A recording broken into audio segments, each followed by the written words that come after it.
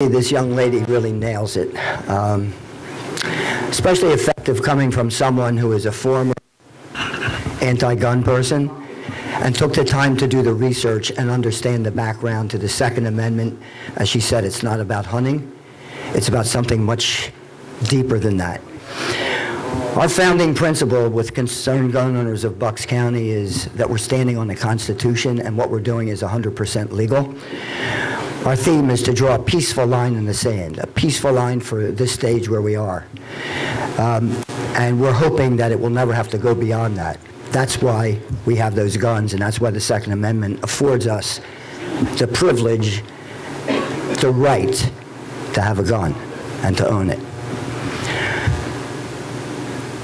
What we stand for. We stand on the Second Amendment, and we support the Constitution of the United States of America and the state of Pennsylvania. We stand for repealing and elimination of schools as gun-free zones. And we'll get into this. If you notice, all of the shootings took place at soft targets where there was no protection. Cowards like to go for soft targets. Third thing, we support protecting our children at school literally with armed guards. The way there are armed federal marshals on board airplanes today,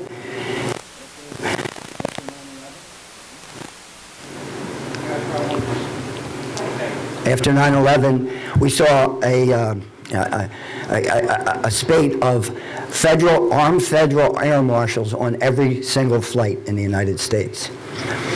What we oppose are three things. Any further restrictions to limit the types of firearms and magazines that we as law-abiding citizens should have. Secondly, we oppose all forms of firearm registration. And we're going to get into this in just a few minutes. But arms registration is always the forerunner for confiscation. We will not have arms registered.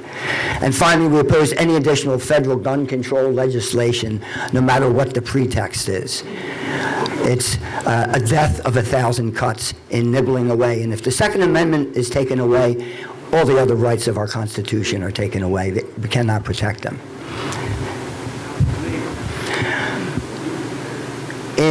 Early in January, we saw two activities take place. First of all, Obama came out with 23 executive actions. They were not executive orders, but executive actions. And the difference is an executive action is basically a challenge or a charge to the Congress to come up with laws to enforce what those actions were. Second thing was Feinstein came out with her gun ban bill. And I printed it out, and it's probably 1.5 inches thick when you take a look at the legislation. And it's basically a list of all the firearms, with the exception of firearms that go back to the 1800s, if you look at it. Maybe antique firearms are allowed when you get to the tail end of the Feinstein bill. And then a sleeper that we have to watch out for that we kind of don't pay attention to in the United States, which is the United Nations Small Arms Treaty. If that is passed, that is a backdoor way to come in and circumvent the Constitution. And we have to watch out because there are people in Washington that, as many of us well know, that are trying to circumvent the Constitution today. This could be a sneak attack coming up next month, in a few weeks. Now, at the state level, I just saw something come across today that the state of Colorado has introduced at the state legislature level a ban on magazines that hold more than 15 rounds. And Ohio's just the opposite right now with something that took place. But New York State is probably the best example that we have right now. That last month, the state of New York pushed through legislation restricting the number of rounds that could be held in a weapon to 7 rounds. And it happened in New York. Can it happen in Pennsylvania? I don't think so. It's a different climate here. And there is a House bill that was introduced by State Representative Darrell Metcalf, and it's called House Bill 357. And by the way, that was a coincidence. When they entered it into the system spits a number back out, and 357 happened to be the number. Providential? I hope so. And there's really 3 basic tenets of the House bill. to prohibit enforcement at the state level, if the federal government should pass anything that would somehow encroach on our right to keep and bear arms, that we would be safe here in the state of Pennsylvania. Secondly, that the state of Pennsylvania, if a citizen is somehow apprehended against any type of ban, whether it's register, restrict, or ban the purchase of ownership of guns, that the Attorney General will intercede on our behalf. And then the third element of the House bill would be anyone, including federal agents, that tries to enforce any type of gun registration or restriction within our state's borders would face arrest and prosecution. We're fortunate tonight to have a co-sponsor of that bill, and he's our featured speaker tonight, and it's Representative Paul Clymer. He comes from the upper part of Bucks County. So without further ado, Representative Clymer.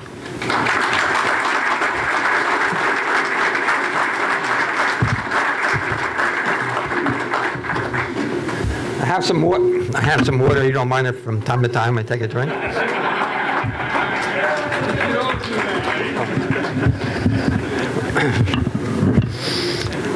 Well, it's a delight to be here. Thank you for inviting me as we talk about Second Amendment rights.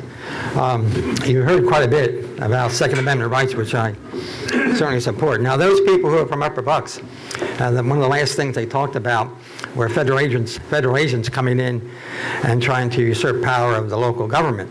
Does anyone remember that situation in Upper Bucks where the farmers rebelled? Come on now. You're what? Huh? John Fries, yes. The farmers did not want their windows and their doors taxed by the federal government, so they drove the tax collectors out of the area. Well, of course, John Adams was president at that time, and John Fries and a few others were captured, but they were then received clemency. But I thought that's interesting. John Fries Highway is the same up there in Upper Bucks if you ever come up to the area. So now you know a little bit of history that this is something that we can just share in. I've taken some notes, obviously, so I'm going to kind of read from the things that I think are relative. And you heard, as I mentioned, quite a bit this evening about this issue, and I'll be covering some of those things a second time. But again, thank you for inviting me for this Second Amendment rights meeting. This is, of course, in defense. You're here tonight in defense of that Second Amendment rights and the Commonwealth of Pennsylvania, which also has the right to bear arms in its constitution as well. Few nations have been so blessed to have a constitution providing individuals with so many rights and freedoms, and a government that's so constructed and organized to ensure domestic tranquility. Now those four words, to ensure domestic tranquility, comes out of the Constitution, meaning a place of safe haven where people can live without fear of government, fear of anything that would disrupt them, and we'll be mentioning that throughout the program tonight. So this priceless document, the Constitution, begins with "we the people." That means you and I. That means the individual citizen. We are provided special rights and privileges because those are the things that we've been given, and especially the right to bear arms. Our founding fathers gave the right to we the people. Now, some government bureaucrats believe that they have the power to take away from law-abiding citizens this right. For what purpose? To reduce crime. Well, the city of Chicago in 2012 had 504 homicides despite their restrictive gun laws. We hear from government, and you heard tonight, universal registration of the firearms. That will reduce crime if you only allow us to go forward. Well, one question that I have is, does it also include the criminals? I mean, if we're going to have this universal registration, how about criminals? Shouldn't they be asked to register their weapons as well? Well, you say, Representative Clymer, that's ridiculous. Yes, it is ridiculous because they're not going to register their firearms. But you're asking that the law-abiding citizens do it. And the reason that we have this Second Amendment rights and the people allowing to have their firearms is that the criminal isn't quite sure that when he breaks into a home, he will not be staring into a shotgun of the owner. And so he's going to think twice about, maybe I shouldn't hit this home because I don't know whether those people have arms. And that's a real deterrent.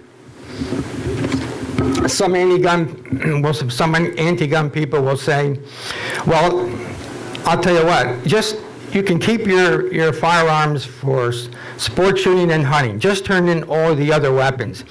And I found that quite interesting because in a news article just recently, it says, if I can get to it, it says this, that this bill would not affect hunting and sporting weapons. And I think they're talking about the Feinstein bill.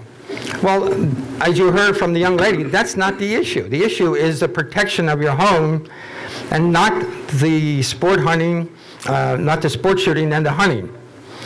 So I say that if we go in this direction and there is some type of a mandate that only hunting weapons and sport shooting weapons are allowed to be in the possession of owners, you know who's going to be applauding that kind of decision?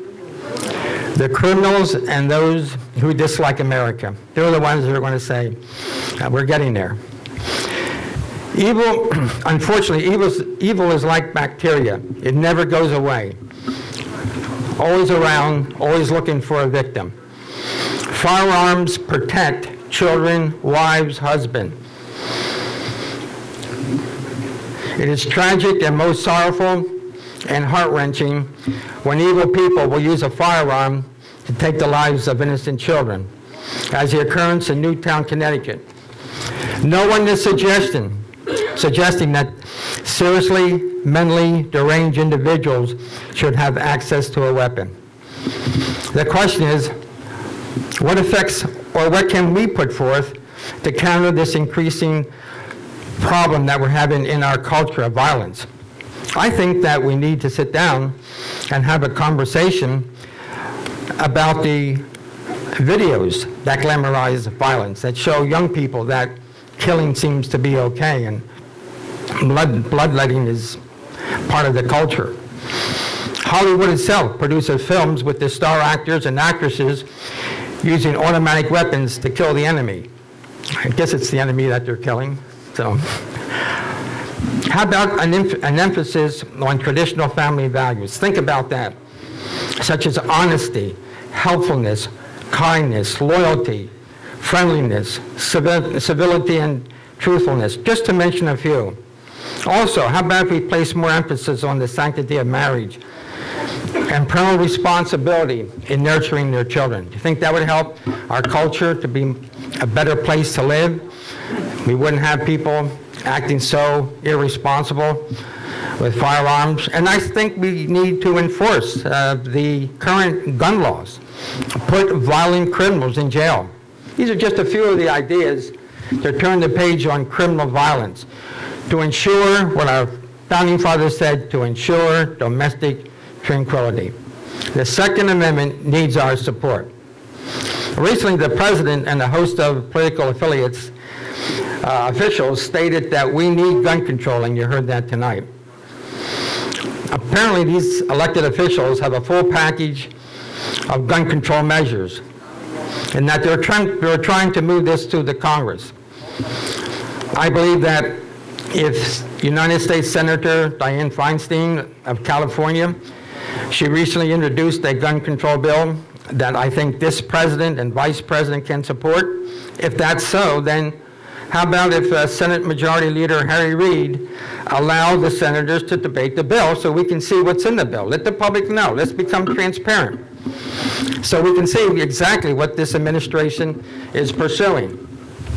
And can we entrust this administration to ensure that our First Amendment rights will be there if we ever lose our Second Amendment rights? Think about that. Our First Amendment rights, what are they? freedom, freedom of religion, freedom of speech, freedom of the press, freedom of the people to assemble, to petition the government for a redress of grievances, like you're doing here tonight. You're assembled and you're petitioning the government to redress grievances. Well, I will tell you that if the Second Amendment falls, in my opinion, we're going to see real problems in defense of the First Amendment rights.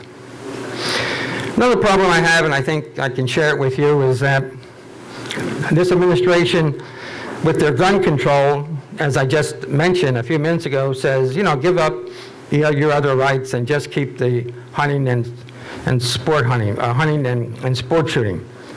Well, can we trust them? So what are we talking about here? This is an administration that is allowing the national debt to explode through the roof at $16.6 trillion, and they say, trust me. They say, trust me with gun control, while affordable health care moves America into socialized medicine with more government dictating health care policies. And I will tell you, we're going to see not the quality of health care increase, but decrease. Trust me, while this administration refuses to seal the southern border, allowing criminals, drug cartel people, and other unsavory characters to penetrate our border. Trust me, while selling 16 F-16 Air Force fighters and 200 Abrams tanks to Egypt's new dictator, Mohamed Morsi, a dictator who collapsed his country's own constitution so he and his Muslim Brotherhood could take control. Trust me, while serious concerns are raised about the decline of our own military and our ability to defend our national interests. Well, under these circumstances, one can readily understand why the men and women of America are fighting for their Second Amendment rights, why they are standing in line at gun shops to make purchases. The problem is we cannot trust this administration. With so much uncertainty over gun control with the Obama administration, I co-sponsored what was shown a few minutes ago, House Bill 357. And you heard a key provision of this right to bear arms protection. And I'll read it again for those of you who may have missed it. A federal law, rule, regulation, or order created or taken effect after December 31st, 2012 shall be unenforceable within the borders of this Commonwealth if the law, rule, regulation, or order attempts to register, restrict, or ban the ownership of a purchase of a firearm, magazine of a firearm, firearm accessory, or ammunition. Simply put, we're saying here in Pennsylvania, this becomes law. The federal law does not have an impact on Pennsylvanians' right to bear arms. That's what it says.